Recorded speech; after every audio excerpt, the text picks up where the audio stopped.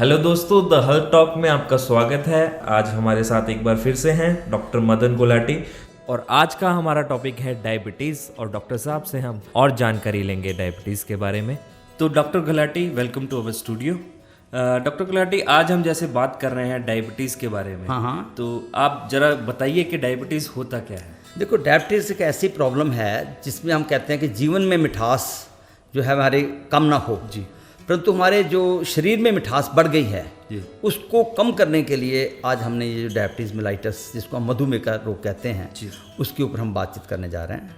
हाँ, diabetes mellitus को मैं थोड़ा सा क्लियर कर दूँ, बेसिक आपको इसका आइडिया दे दूँ कि डायबिटीज़ मेलाइटस है क्या चीज़।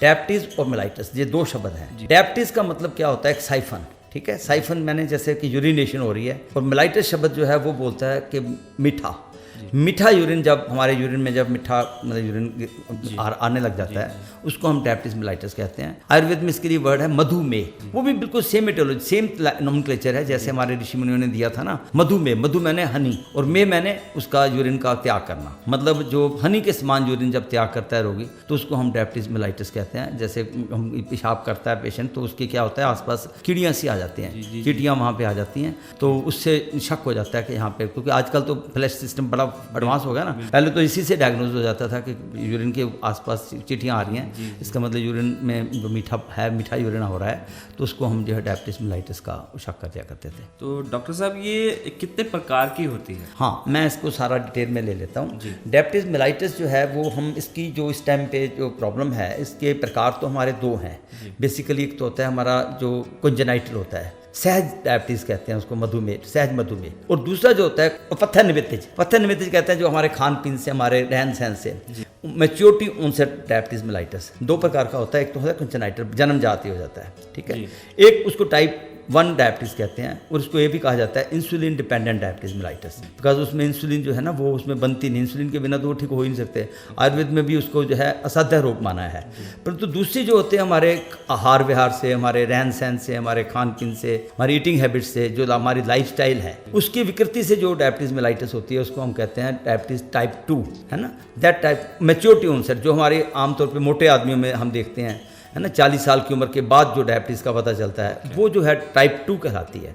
और जो 30 साल से पहले या बल्कि उससे भी पहले, इवन 10 साल के बच्चे को भी जो देखी जाती है, 5-10 साल से जन्मजात ही आ जाती है, उसको हम टाइप 1 डायबिटीज़ मेलाइटस कहते हैं, insulin dependent diabetes mellitus. And that second is known as maturity onset diabetes mellitus और non insulin dependent diabetes mellitus, जिसमें हम ड्रग्स वगैरह से स्टार्ट करते हैं। तो ये दो प्रकार की बेसिकली होती है। तो आज ये जो है ना, विश्व में इस टाइम पे जो डायबिटीज़ एक बहुत बड़ी, मतलब जिसे कहना चाहिए, आज हमारा मेन जो आइडिया है यहाँ पे, मुझे जो मैसेज देने की मेरे दिमाग में चीज़ से आ रही है कि हम इसके लिए अवेयरनेस का होना बहुत ज़रूरी है। क्योंकि आज जो इसकी फिगर्स हैं, अगर हम देखते हैं तो सारे वर्ल्ड में जो है, अगर हम वर्ल्ड की फिगर्स निकालें तो 30 करोड़ मीन्स 300 मिलियंस जो हैं वो डायबिटीज़ के पेशेंट हैं इस टाइम पे। सारे अगर वर्ल्ड में आज देखें तो 300 मतलब मिलियंस, 30 करोड़ पेशेंट्स जो हैं डायबिटीज़ के आज पता चल रहे हैं। और हर साल भारत में क्या हालत है, 6.5 मतलब 6.5 करोड़।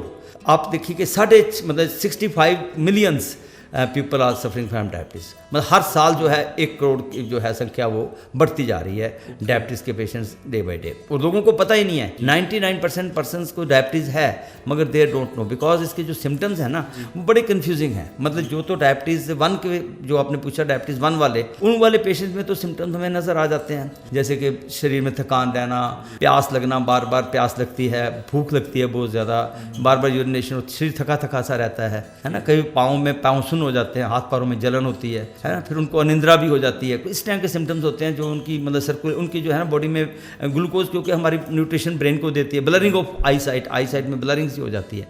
ऐसे वाले सिम्टम्स लेकर के पेशेंट आते हैं, तो हमें जो है डायबिटीज़ को अचनचेत हम टेस्ट करते हैं तो डायबिटीज़ पॉजिटिव पाई जाती है। तो इसका कोई एज ग्रुप भी है? हाँ, एज ग्रुप मैंने बताया ना, जो डायबिटीज़ 1 है वो तो यंग बच्चों को हो जाती है, 5 to 10 ईयर्स के बच्चों में डिटेक्ट हो जाती है। अचनचेत वो सिम्टम आता है कि खास करके गर्ल्स में, लड़कियों में एकदम से वो सिम्टम आता है बेसिकली इसका ये पता चला है कि भाई विंटर में कोई वायरस इन्फेक्शन हो जाए या कोई बैक्टीरिया की इन्फेक्शन हो जाती है, उससे क्या हो जाता है कि वो पैंक्रियाज के सेल्स डेड हो जाते हैं। मतलब 75% पैंक्रियाज के जो सेल्स होते हैं जो कि इंसुलिन को निर्माण करते हैं, हम उसकी पैथोलॉजी को हम डिटेल में ले लेते हैं, तो उसमें जो है पता चलता है कि वो जो है बच्चा जो है वो एकदम से उसमें सिम्टम्स नजर आएंगे, जो है बार बार यूरिन कर रही है, उसको पेशाब जो है वो बहुत ज़्यादा आ रहा है बार बार, और उसके साथ प्यास भी उसको ज़्यादा लग रही है, भूख भी बार बार कुछ खाने को मांग रही है, और शरीर थका थका रहता है, चक्कर से आ जाते हैं, है ना, गिर जाती है, इस तरह से सिम्टम्स देकर के पेशेंट आते हैं। तो वो जो है पता चलता है कि इस जैसे कहते हैं अचनचेत पता लगता है। जो डायबिटीज़ 2 है ना, उसमें सिम्टम्स हमें अक्सर मिलते नहीं हैं, वो चलती रहती है, उसमें उनके काम काज करते रहते हैं लोग, परंतु उनके इतने सिम्टम्स जब वो, क्योंकि 10 साल से वो प्रोसेस चल रही होती है, क्योंकि हम ना डायबिटीज़ की डिटेक्शन होने से पहले प्री डायबिटिक वर्ड कहते हैं, प्री डायबिटिक पेशेंट, है ना, उसको हम स्टेप बाय स्टेप डिटेल में ले लेंगे कि प्री डायबिटिक्स पेशेंट क्या होते हैं, और ये जो डायबिटिक्स पेशेंट जो है वो जब डायबिटीज़ का पता चल जाता है तो उसमें क्या अंतर है ना। प्री डायबिटिक्स 10 साल 12 साल तक वो अंदर प्री डायबिटिक स्टेज में चलते रहते हैं, जिनके उनको सिम्टम्स होते ही नहीं है, तो उसको अगर उस स्टेज पे डिटेक्ट कर, पर डैमेज उतना ही कर रहे होते हैं। कई बार हमें डायबिटीज़ पता चलती है तो उस टाइम पे बॉडी का 50% डैमेज डिफरेंट टिश्यूज़ का हो चुका होता है, तो इसलिए it is a very very, मतलब जिसकी सीरियस प्रॉब्लम है इसको, मतलब बड़ी साइलेंट किलर है, slow sweet and silent killer, इसको हम कहते हैं very slow sweet and silent killer. मतलब एक बार शरीर में मीठा खून हो गया तो वो फिर कड़वा ही मीठा ही रहेगा, उसको कड़वा करना बड़ा मुश्किल है। इसको एक तरह से असाध्य रोग मानते हैं, मतलब ये एक बार हो जाए तो एक लाइफ लॉन्ग पार्टनर है। जैसे आपको एक बार, जैसे आपकी मैरिज हुई है, हस्बैंड वाइफ का जैसे स्पाउस है, उसकी सेकंड स्पाउस हो गई ना, अगर मेल है तो उसकी समझो कि वाइफ है, वो सेकंड वाइफ है, उसके साथ निभाना पड़ेगा, समझौता करके रहना पड़ेगा, फिर तो ये बहुत बढ़िया है। अगर उसके साथ समझौता नहीं करेंगे तो ये फिर बड़ी भयंकर है, फिर इसकी जो कॉम्प्लिकेशंस हैं वो डिजीज़ से ज़्यादा कॉम्प्लिकेशन ज़्यादा उसकी जो है खतरनाक है।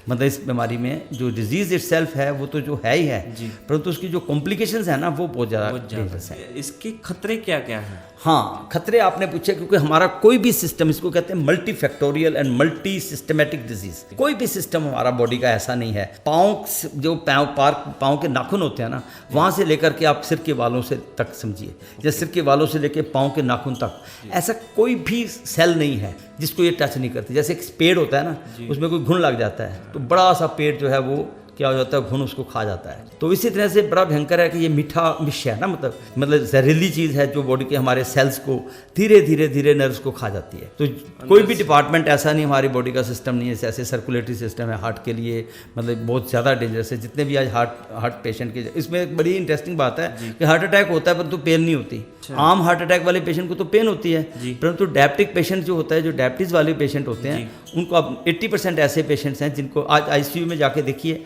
जितनी भी डेथ्स होती हैं हार्ट अटैक से या किसी की किडनी फेलियर हो रही है तो उस पेशेंट का पता चलता है कि वो डायबिटीज़ की वजह से हुआ।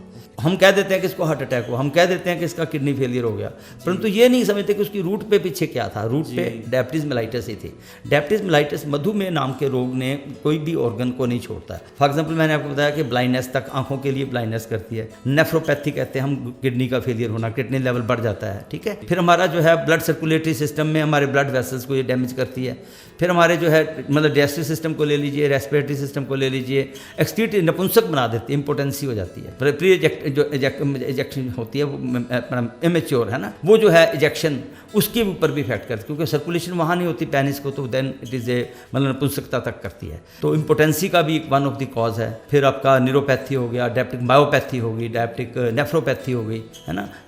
आज क्या हालत क्या है कि हर 30 सेकंड्स में, 30 सेकंड समझिए कि आधा मिनट में वर्ल्ड के किसी न किसी कोने में किसी न किसी एक आदमी का पाँव काटा जा रहा है ड्यू टू डायबिटीज मेलाइटिस। अगर आप सर्वे करें तो आधे मिनट में एक आदमी का पाँव सिर्फ डायबिटीज मेलाइटिस की वजह से काटा जा रहा है। इतने भयंकर इसके हैं, क्योंकि 15% पेशेंट्स की जो है टांग लेग पर इफेक्ट करती है। तो it is such a dangerous disease. अगर इसको हम देखें तो इसकी कॉम्प्लिकेशंस इतने भयंकर हैं, इसके खतरे इतने ज़्यादा हैं कि जो आज 6 में से अगर 5 व्यक्ति कहीं खड़े हैं तो समझो कि जो वर्ल्ड में जो डाटा है वो 5 में से 3 को है। भारत की सिचुएशन ये है कि हर 5वां भारतीय जो है वो डायबिटिक है। मतलब अगर 30 करोड़ वर्ल्ड में हैं तो 6 करोड़ भारतीय हैं, मतलब हर 5वां भारतीय जो है वो डायबिटिक है। इसलिए जब भारत का लोग बाहर जाते हैं तो उनकी स्क्रीनिंग टेस्ट करते हैं, स्क्रीनिंग टेस्ट करते हैं तो पता चलता है कि इसको डायबिटीज़ नहीं, क्योंकि हमारे ना इसको कहते हैं ट्रिग, एक जैसे बंदूक है, बंदूक में एक गोली पड़ी हुई है, जब तक आप ट्रिगर को करेंगे नहीं तो गोली निकलेगी नहीं। हमारे जीन्स में, हमारे सेल्स में we are prone to diabetes, we Indians are prone to diabetes. परंतु जैसे ही हमें जो है वो उसके फैक्टर्स मिल जाते हैं, सीडेंटरी लाइफस्टाइल हो गया,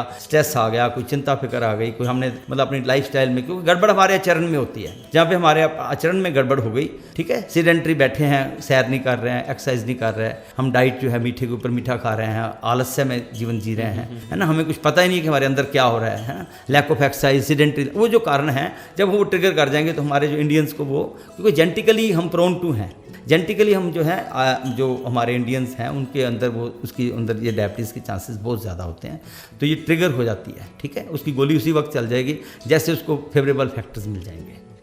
तो इसलिए इट्स वेरी डेंजरस। इसका भयंकर परिणाम को देखें तो इससे मतलब मैं तो ये कहता हूँ कि एक टेररिस्ट है, टेररिस्ट अगर किसी में घुस जाए तो बम फोड़ता है ना, टेररिस्ट का काम क्या होता है, वो बम फोड़ेगा, तो बम फोड़ेगा, कभी आँख में फोड़ देगा तो आँख खत्म, अगर उसे गुर्दे में फोड़ दिया तो गुर्दे खत्म, अगर वो हार्ट पर फोड़ दिया तो हार्ट गया, ब्रेन में, ब्रेन के कोई भी सेल में, मैं बता रहा हूँ कोई भी सेल ऐसा नहीं है। और आज जो भी इतनी आईसीयू में जाके देखते हैं तो वहाँ पे हम देखते हैं कि पेशेंट जो हैं उनकी बाद में पता लगता है कि उसको डायबिटीज़ की वजह से, और आपको बड़ी हैरानगी होगी कि इंश्योरेंस वाले डायबिटीज़ पेशेंट की आजकल इंश्योरेंस नहीं करते, वो कहते हैं इसको तो भयंकर परिणाम हो जाएगा हमारी वो इंश्योरेंस, क्योंकि इसलिए बड़ी कौन बहुत महंगी बीमारी है अगर हो जाती है तो, क्योंकि इसके ऊपर खर्चा जो है किडनी का देखो, डायबिटिक फुट का ले लो, हार्ट अटैक हो जाते हैं, तो मतलब इसकी जो है ना अगर इसको ना संभालें, अगर तो इसको संभाल के रखें, देखो इसको मैं इसके दोनों एस्पेक्ट बता रहा हूँ। आज डायबिटिक पेशेंट की अगर हम भयंकर हालत देखते हैं, दूसरे साइड पे अगर हम देखते हैं कि जिन लोगों ने इसके साथ जीना सीख लिया वो बड़ी लंबी आयु ले जाते हैं और बड़े अच्छे काम किए हैं। मैं आपको छोटी एग्जांपल देना चाहूँगा, आपको पाकिस्तान का जो क्रिकेट प्लेयर है वसीम अकरम जो है, उसने ही वॉज डायबिटिक, तो वो इंजेक्शन लगाता था और देखो उसने कितना कमाल करके दिखाया। आप देखिए विवेकानंद को डायबिटीज मेलाइटिस थी, ठीक है, देन बाल गंगाधर तिलक, कितना नाम है उनका, है? उन्होंने हमारे जो है आज़ादी में कितना किया, वो भी डायबिटिक थे पेशेंट। देन आप देखिए बाल गंगाधर तिलक को, उसको BR अम्बेडकर जिन्होंने संविधान लिखा, ही वॉज डायबिटिक। इधर ये ब्रह्मा कुमारी जो इतना बड़ा काम कर रही हैं, ब्रह्मा कुमारी विश्वविद्यालय के लोग जो हैं, उनके जो हेड थे ब्रह्मा बाबा, है ना, उनको डायबिटीज़ जो है 60 ईयर्स में डिटेक्ट, 93 ईयर्स तक वो गए। अच्छा। वो कहते हैं कि इतना अच्छा बैडमिंटन खेलते थे, इतने अच्छे प्लेयर थे और इतने अपने आप को मेंटेन किया उन्होंने। जिसको इसके साथ जीना आ गया ना तो वो तो मज़े करता है, क्योंकि उसका जीवन बड़ा अनुशासित हो जाता है। मतलब ये कई बार मैं कहता हूँ कि ये डिजीज़ जितनी हम कहते हैं ना टेररिस्ट के रूप में मैंने बताया कि इसको भयंकर परिणाम बताए हैं, परंतु अगर हम इसके साथ जीना सीख जाएँ, मतलब टू लिव विद इट, एक ऐसा आर्ट हमें आ जाए कि किस तरह से इसने, क्योंकि फिर आपको ये बड़ा अनुशासित रखती है, आपने बड़ी डिसिप्लिन लाइफ चलाना है। जैसे अगर सेकंड वाइफ को कहने पर इशारे पे चलते हो ना आप, तो उसी तरह से आपको अगर इसके साथ डिसिप्लिन में रहेंगे, क्योंकि आपको ये खाने पीने में आपको कहीं थोड़ा खाओ, बार बार खाओ, मुझे ज़्यादा परेशान ना करो, सिस्टम को अगर उसके साथ जीना सीख जाएँ तो फिर डायबिटीज़ मेलाइटिस खराब नहीं है। फिर ये आपको एक ऐसी डिजीज़ है जिसमें आप हर चीज़ खा सकते हो, परंतु थोड़ा मात्रा, किसी बीमारी में तो हम कहते हैं ना कुछ ये नहीं खाना, जिसमें आप हर चीज़ खा सकते हो मगर थोड़ी मात्रा में। इवन केला भी जैसे हम कहते हैं तो हम स्मॉल क्वांटिटी में एडवाइज करते हैं, बल्कि स्मॉल, क्योंकि पोटाशियम होता है उसमें, कार्डिक प्रॉब्लम होने के चांसेस नहीं होते, मगर थोड़ी मात्रा में बहुत। जैसे कहते हैं कि लाइट पे हम जा रहे हैं, खंबे पे 3 निशान होते हैं ट्रैफिक कंट्रोल में, 3 पहले रेड लाइट आती है, बिल्कुल नहीं क्रॉस करना है ना, ऐसी चीज़ें कुछ हम कहते हैं ग्रीन थोड़ा सा देख करके खा लो, उसको येलो लाइट होती है ना, फिर निकल जाओ, फिर एक होती है फ्री स्टाइल चले जाओ। तो ऐसे हमारे इसमें डाइट का हम चार्ट बनाते हैं, पेशेंट को बताते हैं कि ये चीज़ें आपके लिए बहुत स्ट्रिक्ट रेड लाइट की तरह हैं, ये आपके लिए येलो लाइट की तरह हैं, ये आपके लिए ग्रीन लाइट की तरह हैं, ये आप अपनी फ्रिक्वेंटली जैसे हम तार, खीरा, घिया, काली तोरी, टिंडे, पेठा, ये मैक्सिमम कहते हैं खाओ। अच्छा, जब हम कहते हैं पेशेंट को भी तो आलू जो है वो नहीं खाने, चावल नहीं खाने, है ना, जो ग्लाइसेमिक इंडेक्स को जल्दी से बढ़ा दें। अगर हम उसको भी रोक देते हैं तो हम कह देते हैं कि भोजन से पहले थोड़ा इसबगोल खा लो, इसबगोल खा लेंगे तो वो आपका ग्लाइसेमिक इंडेक्स डिले हो जाएगा। जैसे चावल दलिया खा रहे हैं सपोज, उसमें आपने सब्जियां डाल दी खूब सारी, तो वो जो ग्लूकोज लेवल एकदम से बढ़ेगा ना, वो थोड़ा स्लो हो जाएगा। तो इसको अगर हम ढंग से ले लें, और एक्सरसाइज इसमें बड़ी ज़रूरत होती है ना, इसमें हमें एक्सरसाइज का भी ध्यान रखना पड़ता है। हमें उसका जो है, हम डाइट वर्ड यूज़ करते हैं, डाइट, डी से हम क्या कहते हैं कि हमारी डाइट बहुत ज़्यादा डिसिप्लिन हो। फिर आई से हम कहते हैं कि इंजेक्शंस या हमारी ओरल जो मेडिसिन हैं या जो भी हम उसमें लेते हैं, है ना, इंसुलिन है, आई से हम उसको कह सकते हैं कि ड्रग्स, है ना, ई से हम कहते हैं कि एक्सरसाइज, और टी से कहते हैं टेस्टिंग। इसमें टेस्टिंग बहुत इंपॉर्टेंट है। जो इसका टेस्ट है ना डायबिटीज़ को, हम जैसे मैंने बताया कि इसके सिम्टम्स जो हैं वो बहुत क्लियर नहीं है, ठीक है। जब सिम्टम्स क्लियर नहीं तो फिर पता कैसे चलेगा इसको डायबिटीज़ है, स्क्रीनिंग करते हैं हम। तो इसके लिए मैं एडवाइस करता हूँ कि हमारी जो है जब डायबिटीज़ के ना होने का पता चलता है हम टेस्ट करवाएं उसका, ठीक है। ब्लड शुगर जो फास्टिंग है ना, दिस इज़ वेरी, मैं अपने मतलब जो श्रोताओं को जो कहना चाहूँगा कि जो फास्टिंग है ना वो 100 से कम होनी चाहिए। मतलब अगर आपकी फास्टिंग शुगर, आपने किसी दिन खाली पेट शुगर टेस्ट करवाई तो 100 मिलीग्राम से वो आपकी कम आई, ठीक है। अगर 100 मिलीग्राम से लेकर के 120 मिलीग्राम तक आती है शुगर खाली पेट तो आप प्री डायबिटिक्स हैं, तो आपको डायबिटीज़ होने के चांसेस हैं, उसको केयरफुल हो जाइए, ठीक है। उसको रिवर्स करने की पूरी मेहनत कीजिए, तो प्री डायबिटिक्स जो है अपने आप को संभालें। पर डेंजरस उतना ही है प्री डायबिटिक पेशेंट जितना कि डायबिटिक पेशेंट मेडिसिन खा रहा है, डेंजर बराबर ही है, क्योंकि वो उसको डैमेज तो सिस्टम को कर ही रहा है वो। और अगर हमारे 120 से ऊपर आ जाती है, 125 से ऊपर आ जाती है, तो फिर वो पेशेंट जो है डायबिटीज़ का पक्का है, उसको दवाई लेनी ही लेनी है। तो हम क्या करते हैं, 100 किसी के कम आए तो इट्स ओके, ठीक है। अगर हमें वो डिटेक्ट नहीं होती प्रॉपरली सपोज हमें, तो उसके लिए हम एक टेस्ट करते हैं HbA1c, उसको कहते हैं ग्लाइसेटेड हीमोग्लोबिन। ग्लाइसेटेड हीमोग्लोबिन एक टेस्ट ये होता है कि 3 महीने हमारे आरबीसी की लाइफ होती है।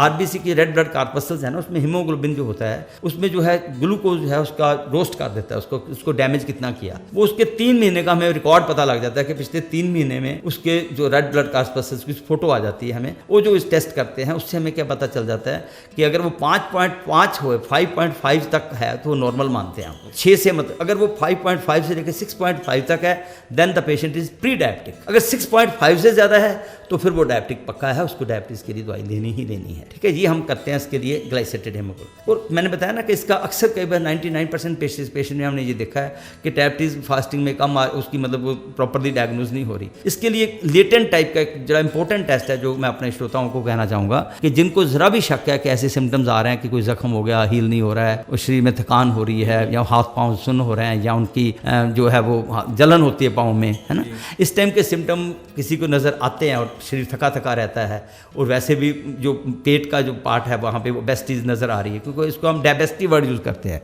Diabetes with obesity. ऐसे वाला जो पेशेंट है, जैसे हम कहते हैं ना एप्पल शेप्ड ओबेसिटी, पेट जो है बड़ा हो, या पियर शेप्ड ओबेसिटी कहते हैं लेडीज़ में, जैसे बटक्स में मतलब पियर की तरह से फैट इकट्ठा हो गया हो, उन लोगों को हम क्या कहते हैं कि जीटीटी करवाते हैं हम। जीटीटी का मतलब होता है ग्लाइसेमिक मतलब glucose tolerance test. Glucose tolerance test में क्या करते हैं कि हम क्या सबसे पहले एनहाइड्रस ग्लूकोज दिया जाता है। एनहाइड्रस ग्लूकोज उसको कहते हैं जिसमें हाइड्रोजन की मात्रा मतलब वाटरी कंटेंट्स नहीं होते हैं, ठीक है। एनहाइड्रस मतलब उसमें वाटर के कंटेंट्स ना हो, जैसे हम ग्लूकोज जर्नल होते हैं ना, ग्लूकोज डी ले लेते हैं, उसमें वाटर कंटेंट्स होते हैं, उसमें टेस्ट में गलती हो जाती है। हम कई बार कहते हैं ना फास्टिंग शुगर करवा लेते हैं। फास्टिंग शुगर किसी ने तो बहुत लाइट खाया हुआ है, तो किसी ने परोठे खाए हुए हैं, किसी ने सिंपल वो ब्रेकफास्ट है, उसके जो टेस्ट हैं हम परोठे खा के करवाया, किसी ने सपोज मतलब हमें एग्जैक्ट पता नहीं चलता, किसी ने क्योंकि हम जब भोजन के बाद पीपी करवाते हैं ना, तो किसी ने तो सिर्फ उपमा खा रखी है, किसी ने सपोज 2 परोठे खाए, तो उसका जो टेस्ट है वो डिफरेंट आएगा।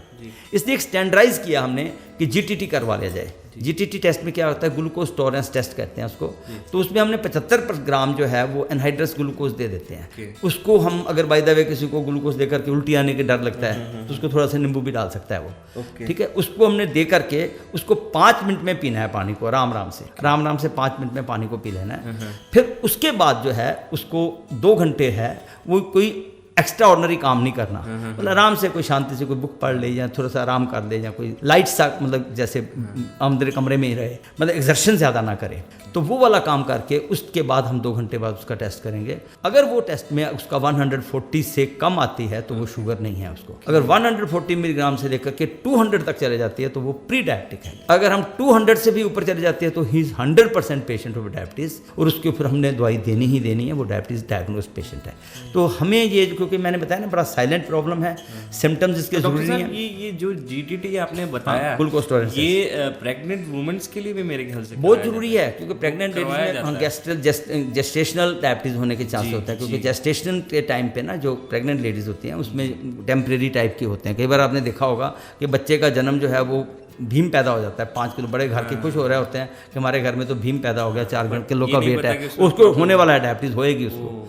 वो जो पेशेंट जिसका 4 किलो या 5 किलो का बच्चा हुआ है तो बच्चा समझो कि वो उसको डायबिटीज़ होने के चांसेस हैं, वो बच्चा जो है उसके लिए प्रोन है, बिकॉज वो जन्म से ही अपने अंदर वो ऐसे जेनेटिक स्ट्रक्चर लेकर के आया है जिसको कि डायबिटीज़ होने के बहुत चांसेस हैं। जिनका वेट जन्म से ज़्यादा होता है उनके ऊपर पूरी नज़र रखते हैं, इसको जीटीटी को उसका जब बड़ा होता है तो उसके बहुत चांसेस होते हैं। तो इसमें आज मैं जो मैसेज जो देना चाहता हूँ अपने सुनने सुनने वालों को कि आयुर्वेद जो हमारा एंशिएंट साइंस है, इसमें इसका इतना मतलब साइंटिफिक वे से उन्होंने वर्णन किया है कि चाहे हमने जैसे बताया ना, इसका नेम को ले लेते हैं, नोमेनक्लेचर को लेते हैं, एटियोलॉजी के सिम्टम जो बताए हैं उन्होंने, जैसे हमारे आयुर्वेद के ग्रंथों में लिखा है कि आस्य सुखम स्वपन सुखम दधिना, है ना, उनके जो एटियोलॉजी बताई है कि आस्य सुखम जो बड़ा मतलब आराम से बिस्तर पे लेटा रहता है, कंफर्टेबल जीवन जीता है ना।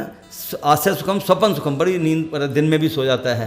सुखम दधिना, दही का सेवन बहुत ज़्यादा करता है, दूध के बने हुए पदार्थ का, मीट वगैरह खाता है, और इस तरह की बड़ी सीडेंट्री लाइफस्टाइल है जिसका, उनको ये डायबिटीज मेलाइटिस होने के चांसेस हैं। तो डॉक्टर साहब अभी आप बात कर रहे थे प्री डायबिटिक पेशेंट्स की और डायबिटिक, तो इसमें और टेस्ट का क्या? हाँ, वो टेस्ट को मैं ये बताने की कोशिश कर रहा था कि जैसे मैंने बताया ना HbA1c एक टेस्ट होता है, अगर तो वो 5.5 से कम आता है तो फिर वो क्या है, डायबिटीज़ नहीं है। अगर 5.5 से लेकर के 6.5 तक आता है तो इसका मतलब वो प्री डायबिटिक है, और 6.5 से ऊपर है तो वो डायबिटिक है। इसी तरह मैंने GTT बताया, वो टेस्ट जो है वो 140 से कम है तो नहीं है डायबिटीज़, ठीक है। अगर 140 से लेकर 200 तक है तो प्री डायबिटिक है, अगर 200 से ऊपर चले जाता है तो वो डायबिटिक पेशेंट है, ठीक है। इसी तरह से हमने भोजन के इस तरह से हमने ले लिया कि जैसे हमने फास्टिंग शुगर की, किसी की फास्टिंग जो है 100 से कम है तो वो डायबिटीज़ नहीं है, 100 से 125 है तो वो प्री डायबिटिक है, 125 से ऊपर जा रही है शुगर, किसी का अचल टेस्ट करता है 125 से ऊपर आ रही है, तो fasting sugar is very important. तो इससे हमें जो है, जब हमें मतलब, क्योंकि जहाँ तक क्वेश्चन ऑफ सिम्टम्स हैं, मैंने बताया डायबिटीज़ 1 जो है ना, डायबिटीज़ 1 टाइप की, उसमें तो सिम्टम्स काफ़ी ज़्यादा मतलब वो क्लियर हैं, ठीक है, मिलते हैं हमें। परंतु जो टाइप 2 डायबिटीज़ है उसमें सिम्टम्स जो है हमें वो मिलते नहीं हैं, और वो जो है उसमें मतलब कॉम्प्लिकेशंस हो चुकी होती है ना। हम टेस्ट करवाने जाते हैं, वो कोई किसी का ऑपरेशन करवाने के लिए जाता है किसी के पास, तो डॉक्टर कहता है कि इसका तो हम पहले टेस्ट कराओ। ये बहुत बड़ी प्रॉब्लम है। हाँ, ऐसा देखा है कि किसी वो और बीमारी के कारण भी जाते ऑपरेशन हैं, नहीं करवा सकते। एग्जैक्टली, बिल्कुल ठीक कह रहे हैं आप, डायबिटिक कंट्रोल नहीं होता, फिर उसका ऑपरेशन भी, कैसे आँख का ऑपरेशन करवाने गए, उसकी ब्लड को कैटरेक्ट डेवलप हो गया, तो हमने उसको कहेंगे फिर पहले चेक कराओ, तो कहते हैं डायबिटीज़ निकल आई है, फिर कहते हैं पहले डायबिटीज़ कंट्रोल करेंगे, उससे बहाने से उसको डायबिटीज़ का पता चल जाता है। और डायबिटीज़ में ना कुछ मेडिसिन होती हैं, जैसे फॉर एग्जांपल स्टेरॉइड्स हम कई बार ले लेते हैं, जैसे एलर्जी के लिए इट इज़ ए ब्रह्मास्त्र, मतलब किसी को एलर्जी होगी किसी तरह की, उसके लिए एक बड़ी मॉडर्न ड्रग है, कॉर्टिसोन्स वगैरह जैसे स्टेरॉइड्स कहते हैं, वो दे देते हैं, तो उसकी वजह से भी डायबिटीज़ डेवलप हो जाती है। वो टेम्परेरी हो जाती है, फिर दवाइयों को विड्रा कर लेते हैं तो वो ठीक भी हो जाती है, परंतु उसका कॉज होता है, ट्रिगर करते हैं कॉर्टिसोन्स, मतलब जब हमारे का सिंपैथेटिक नर्वस सिस्टम जिससे स्टिमुलेट हो, जैसे हमने स्ट्रेस पाल लिया, कोई सपोज हमने चिंता आ गई, हमें काम काज खा रहे थे बड़े नॉर्मल से, है ना, कोई हमें टेंशन हो गई, हम स्ट्रेस में रह रहे हैं कई महीने से, ठीक है, उस स्ट्रेस से क्या होगा कि हमारे जो है ग्लूकोज वगैरह जो है वो वहाँ से भी बर्न होकर के वो स्ट्रेस की वजह से वो डायबिटीज़ डेवलप हो जाती है। Stress is the major cause, मतलब टेंशन जो है ना, कहते हैं केयरलेस जो है ना, केयरलेस और केयर फ्री 2 वर्ड है, हमें जो है मतलब अपनी रहने सहने में केयरलेस नहीं होना, केयर फ्री रहना। केयर फ्री मैंने टेंशन नहीं लगानी, चिंता फिक्र नहीं लगाने। अगर हम चिंता फिक्र का जीवन बिताएंगे ना, ये सर हमारे लिसनर्स जो हैं, यंगस्टर्स के लिए बहुत ज़रूरी है, बहुत आज के फास्ट फूड है, हाँ, वो फास्ट फूड भी खाते हैं, और आजकल उनकी जॉब्स में इतना स्ट्रेस है, वो एग्जैक्टली, तो तभी तो कह रहा हूँ 40 ईयर्स के पहले जो बात, पहले जो यंग एज में आज पता चल रही है डायबिटीज़, क्योंकि उनको हार्ट अटैक हो रहे हैं। हार्ट अटैक जब कार्डिक होता है प्रॉब्लम, तो उसमें जो है वो डायबिटीज़ 40% से जो कम बच्चों, जो यंग बच्चे हैं, मतलब 40 से पहले वाले जो है, उन लोगों को जो है वो डायबिटीज़ जो है वो डिटेक्ट हो जाती है जब उनको कार्डिक प्रॉब्लम्स साथ ही डेवलप हुई होती है, ठीक है। मैं आगे ये पूछना चाहूँगा कि ये डायबिटीज़ हमारे शरीर में क्या परिवर्तन लाती है, होता क्या है हमारे शरीर, हमारे अंदर? बहुत सुंदर सवाल किया आपने कि हमारे अंदर जो है इसकी पैथोलॉजी क्या है, हमारी पैथोजेनेसिस क्या है हमारे साथ। तो इसके लिए मैं अपने सुनने वालों को ये कहना चाहूँगा कि हमारे शरीर में ना, हमारे स्टमक के पीछे एक पिस्टन की तरह का आकार का एक ग्लैंड होता है जिसको हम पैंक्रियाज कहते हैं। उस पैंक्रियाज नामक ग्लैंड में 2 तरह के, मतलब उसमें जो है ना सेल्स होते हैं, आइलेट्स ऑफ लैंगरेंस में एक अल्फा सेल्स होते हैं, एक बीटा सेल्स होते हैं। तो बीटा सेल्स जो है ना, उसका कार्य होता है इंसुलिन का निर्माण करना। इंसुलिन एक मतलब एक हार्मोन है जो मतलब जो है वो वहाँ से निकलता है बीटा सेल्स से, और जो अल्फा सेल्स हैं उसमें से निकलती है ग्लूकागोन। तो इन दोनों के एक्शंस अपोजिट हैं, ठीक है। क्या करता है इंसुलिन? क्या करता है कि इंसुलिन का कार्य ये होता है कि हमारी चाबी का काम करते हैं। जैसे हमारे सेल्स में ना, जो सेल्स में ग्लूकोज, जब हम जो खाना खाएंगे, हम सपोज हमने खाना खाया, उसका एंड प्रोडक्ट ग्लूकोज बनेगा, ग्लूकोज ब्लड में चला जाएगा, ब्लड से वो ब्लड स्ट्रीम से होते होते सेल्स को जाना है, क्योंकि ग्लूकोज का काम क्या है, एनर्जी देना। हमारी बॉडी को जो एनर्जी देनी है, एनर्जी बॉडी में ताकत तो तभी रहेगी ना, ग्लूकोज जाएगा बर्न करेगा सेल्स में। तो उस बॉडी के जो एक एक सेल्स में जो हमारी कोशिकाएं हैं, जो सेल्स हैं, उसमें ग्लूकोज तभी एंटर करेगा जब वो इंसुलिन उसका ताला खोलेगी। उसके ऊपर एक ना आवरण होता है, एक दीवार होती है, एक मतलब उसको ऊपर एक दीवार है जिसको खोलने के लिए चाबी का काम कौन करती है, इंसुलिन करती है। वो चाबी जाएगी तो ग्लूकोज अंदर घुसेगा। अगर वो चाबी इंसुलिन नहीं होगी तो क्या होगा, ग्लूकोज अंदर ही नहीं घुसेगा, तो वापस आ जाएगा, तो ग्लूकोज का लेवल बढ़ जाएगा। जब ब्लड शुगर मतलब ग्लूकोज ब्लड में ज़्यादा हाइपरग्लाइसीमिया हो जाएगा। जब ग्लूकोज की मात्रा बढ़ जाएगी, ठीक है ना, फिर उसके बाद वो जब 180 से क्रॉस कर जाएगी तो हमारे किडनी के ऊपर थ्रू पेशाब में आनी शुरू हो जाएगी, क्योंकि 1.808 का जो है ना थ्रेशोल्ड होता है उसका।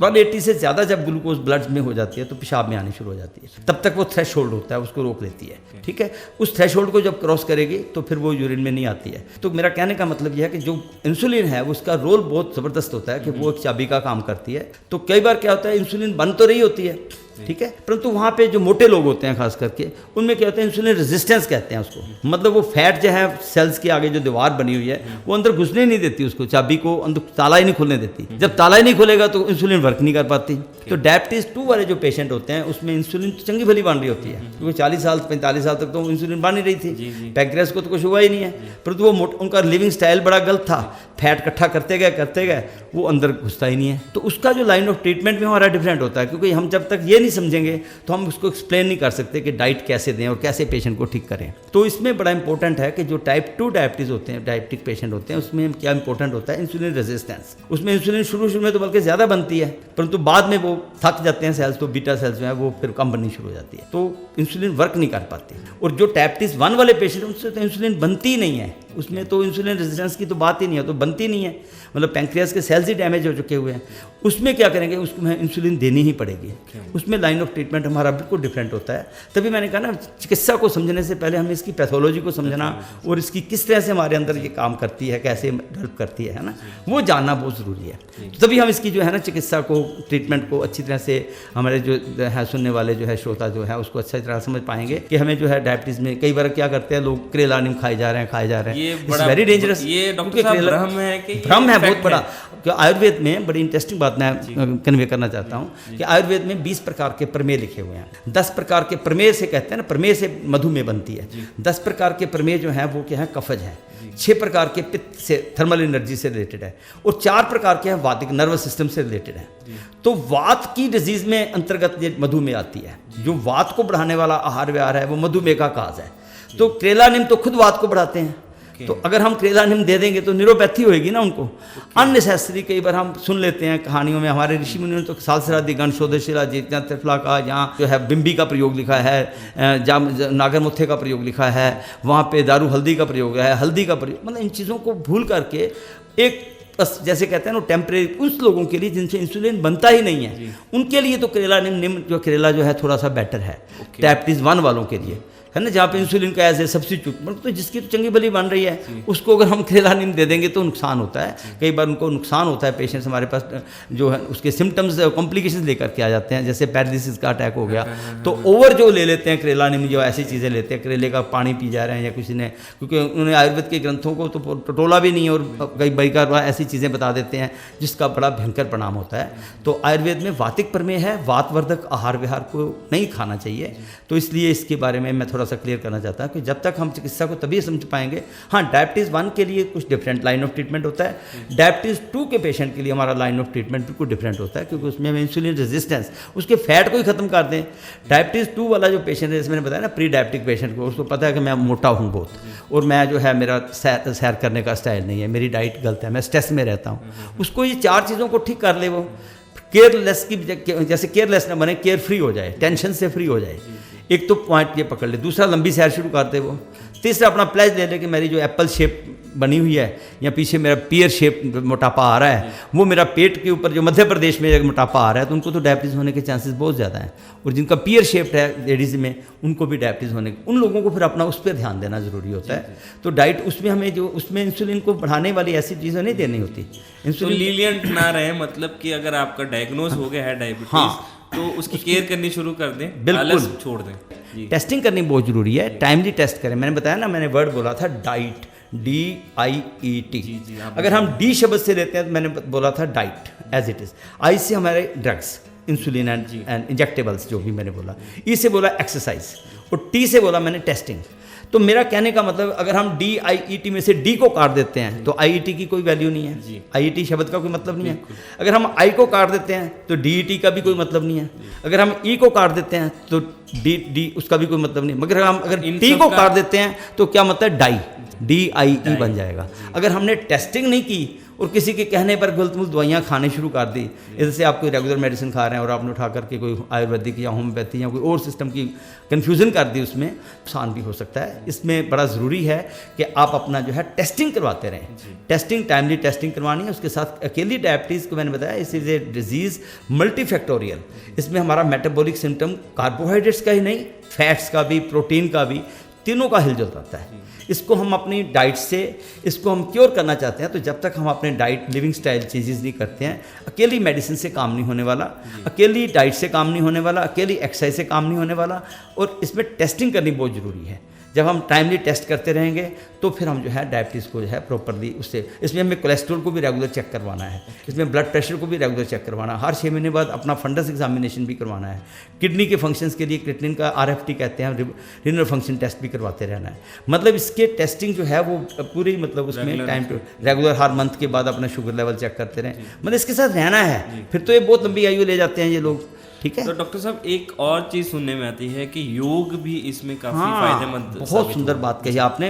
अगर आप मुझसे सच पूछो, आज बहुत सारी पैथी, जहाँ तक मैं समझता हूँ, मुझे भी 37 साल हो गए आयुर्वेद की प्रैक्टिस करते हुए, और मैंने देखा है कि आज मैं इंदिरा हॉलीडे होम में कई पेशेंट्स वहाँ पे देखता हूँ, आप रेगुलर वहाँ बैठते हैं। मैं जाता हूँ। एक बार फिर से लिसनर्स को बता दूं कि डॉक्टर साहब वहाँ पर सुबह 10:30 से 12:30 सोमवार से शुक्रवार तक आप कभी भी जाकर डॉक्टर साहब की हेल्प ले सकते हैं इंदिरा हॉलीडे होम में। हाँ, तो वहाँ पे मैंने जो पेशेंट्स का अपनी ऑब्जर्वेशन बता रहा हूँ आपको कि मैंने जिन पेशेंट्स को दवाइयाँ देते साथ साथ मेडिटेशन कही है ना करने के लिए, कि जिसको हम मेडिटेशन कहते हैं। मेडिटेशन का मतलब क्या होता है कि जैसे हम कहते हैं सूर्य से किरणें आ रही हैं, सूर्य जो है हमें 2 प्रकार की किरणें दे रहा है, क्या रोशनी भी दे रहा है और प्रकाश भी दे रहा है और साथ में हीट भी दे रहा है। ठीक है। सूर्य की किरणें, अगर हम वहाँ पे कागज़ पड़े हुए हैं कहीं पे तो जलेगा नहीं कागज़ बिल्कुल भी, परंतु हम एक प्रिज्म को उठा लेते हैं, प्रिज्म को उठा करके उसके ऊपर डालते हैं और हाथ को भी हिलने नहीं देते, तो वो उसकी जो फोकस करके किरणें पड़ती हैं तो कागज़ जल जाता है। इसी तरह से अगर हम मेडिटेशन करते हैं, मेडिटेशन से क्या कहते हैं, परमात्मा से हमने शक्तियाँ लेनी हैं।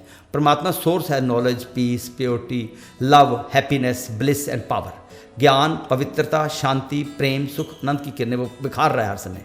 परंतु जब हम मेडिटेट करते हैं, कंसंट्रेट करते हैं उन संकल्पों से, क्योंकि हमारे पास संकल्प हैं, पॉजिटिव थॉट्स में बैठ जाते हैं और कल्पना करते हैं कि परमात्मा से वो शक्तियाँ आ रही हैं, और मेरे पैंक्रियाज के ऊपर जो है, पैंक्रियाज मैंने बताया ना, पैंक्रियाज में इंसुलिन के सेल्स काम नहीं बना नहीं रहे होते, उसको वो मन में सोचना ही है, ऐसे विचारों से कल्पना करनी है, विजुलाइज करना है कि वो रेज आ रही हैं और फोकस करनी है। अपने बुद्धि को एक लेंस बना लीजिए, बुद्धि इंटेलेक्ट को लेंस बना करके उसकी जो किरणें हैं अपने वो पैंक्रियाज के ऊपर डालनी है, और पैंक्रियाज में से जो है इंसुलिन जो है वो बननी शुरू हो जाएगी, तो उसमें जो है वो सेल्स जो है वो अपने आप में उसको बनाना शुरू कर देंगे। तो इस तरह से meditation works like a miracle. तो मेडिटेशन, राजयोग मेडिटेशन इसके लिए मिरेकल करती है।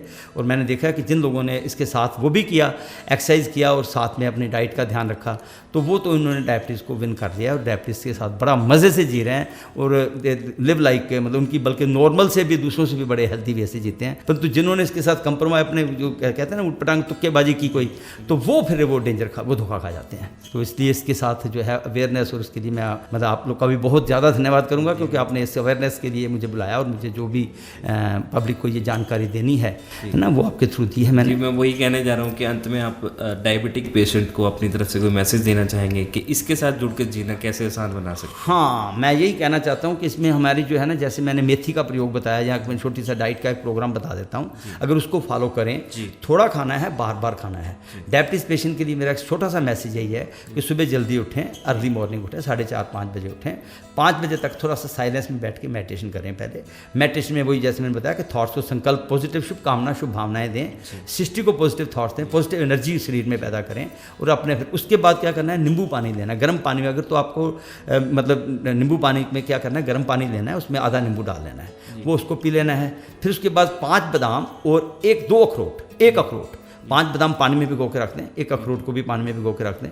छिलका उतारना चाहते हैं उतारें, ना उतारें तो बेटर है।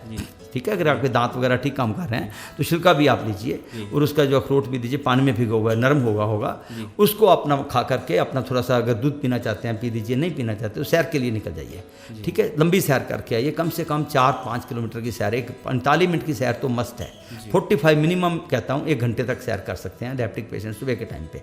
वो सैर करके जब आएंगे तो उनको जो नाश्ता करना है, नाश्ते में क्या करना है कि उन्होंने जैसे आपने दलिया खाया तो दलिया में सभी प्रकार की सब्जियां डाल दें, उसके साथ बीन्स का प्रयोग जरूर करें, जैसे फ्रांस बीन है, दूसरी बीन्स है, बीन्स उसके साथ बॉयल करके ले लें, ठीक है। उसके साथ सोया मिल्क ले लें, है ना। नशे वाली चीज़ें जैसे कॉफ़ी चाय तो मैं रिकमेंड नहीं करता हूँ, मैं कहता हूँ कि चाहे सोया मिल्क ले लें, चाहे सिंपल दूध में हल्दी डाल के वो पी लें, ठीक है। वो नाश्ता हो जाए, फिर उसके बाद 11 बजे के करीब हो जाए कोई फ्रूट खा लें, 200 ग्राम तक के फ्रूट जो है कोई भी खा सकते हैं, जैसे जामुन का मौसम है आजकल, पपीता है या सेब है ना, एप्पल वो ज़्यादा है, बहुत ज़्यादा मीठे फल ना लें तो खा सकते हैं, मगर थोड़ी मात्रा में, ठीक है। उसका केला भी है, थोड़ी मात्रा में आधा केला ले लें तो पोटाशियम होता है, कार्डियो प्रोटेक्टिव है वो, तो इस तरह की चीज़ें ले लें जिससे कि उनको जो है थोड़ी मात्रा में वो ले सकते हैं। तो फल 200 ग्राम ले लिया, फिर लंच आ जाता है, लंच में भी फिर वही चीज़ें जो है जैसे पहले मैंने बताया, सब गोल ले लें 2 चम्मच, उसके बाद जो है वो अपना कोई जैसे मिक्स्ड आटे की रोटी लें, 7 किलो जैसे कणक का आटा है, 1 किलो उसमें काले चने डाल दें, है ना, 1 किलो उसमें दूसरा क्या बोलते हैं जो जौ का या बाजरे का, है ना, वो सोयाबीन का, ये मिला करके वो आटा मिक्स करके ले लें। तो उस आटे की जो मिक्स्ड आटे की जो रोटी है वो पहले इससे गोल, फिर मिक्स्ड आटे ताकि ग्लाइसेमिक इंडेक्स ना जल्दी बढ़े। कहते हैं ना मिलजुल के रहो और मिलजुल करके मिला जुला खाओ, मिला जुला अन्न खाओ, दालें हैं तो मिक्स करके खाओ, अन्न है तो मिक्स करके खाओ, तो डायबिटीज़ ठीक रहती है। तो मिला जुला खाना है, मिलजुल के रहना है, ये मैसेज देना चाहता हूँ कि इसमें एक इसबगोल जो है खाना खाने से पहले जरूर खाना है। रात को दाल नहीं खानी, रात को दाल नहीं खानी, रात को दही नहीं खानी। दही तो वैसे डायबिटिक पेशेंट को आयुर्वेदिक दृष्टिकोण से तो सख्त मना है, क्योंकि ये श्रोतारोध करती है, अभिसंधि पदार्थ है, उसकी जगह लस्सी पी सकते हैं, मट्ठा जिसे बोलते हैं, छाछ का प्रयोग करें, मगर दही एज इट इज़ मत खाएं। मर्दनम गुणवर्धनम, उसके मर्दन करने से गुणवर्धन हो जाता है, तो उसको मट्ठा बना के ले लें, वो भोजन के बाद पी सकते हैं, ठीक है। भोजन के बाद मट्ठा ले लें, फिर दोपहर के अभी 4 बजे 2 घंटे के गैप में फिर वो फल खा लें, फल खाने के बाद रात को भी इसबगोल लें पहले, फिर सूप ले लें, कोई सूप के साथ कोई सब्जी वगैरह ले लें, ठीक है। तो वो हरी तोरी है, पेठा बहुत अच्छा है, पम्पकिन बेस्ट है डायबिटिक पेशेंट के लिए। चाइनीज सिस्टम में तो डायबिटीज पेशेंट को देते ही पेठा है, पम्पकिन पे रखते, क्योंकि कैलोरीज लेवल बहुत कम होते हैं। तो रात को सोने के टाइम पे फिर दूध पी के सो जाएं, ताकि कैल्शियम भी, क्योंकि इसमें ना हड्डियाँ ब्रिटल हो जाए, उसको भी बहुत ज़रूरत होती है। तो ये सारा जो है मेरा एक मिला जुला मैसेज है कि योग करें ज़रूर, प्राणायाम करें और उसके साथ जो है मेडिटेशन करें और हमेशा खुश रहें और जीवन में मिठास को पैदा करें। मैंने स्टार्ट क्या किया था कि जीवन में मिठास कम हो जाती ना कम हो, परंतु जो बॉडी में मिठास उसी की बढ़ेगी जिसके जीवन में मिठास कम हो गई है। तो जीवन में मिठास पैदा करें, अपने रिलेशंस में मिठास पैदा करें। मीठे मतलब आपको मीठा खाने की तभी तलक होती है जब आपके जीवन में मिठास की कमी होती है। जिनके जीवन में मिठास की कमी नहीं है वो मीठा खाएगा ही नहीं। तो वो इसलिए मेरा ये मैसेज है कि जो जीवन में मिठास को, अगर आप अपने शुगर से बचना चाहते हैं तो अपने संबंधों में, रिलेशंस में इतनी मिठास मतलब उसमें करें कि वो जो है वो, ताकि आपको मीठा खाने की ज़रूरत ही ना पड़े। इसी के साथ हम अपना शो आज यहीं पर समाप्त करते हैं। Thank you so much doctor साहब हमारे स्टूडियो में आने के लिए और डायबिटिक पेशेंट को बहुमूल्य जानकारी देने के लिए। Thank you.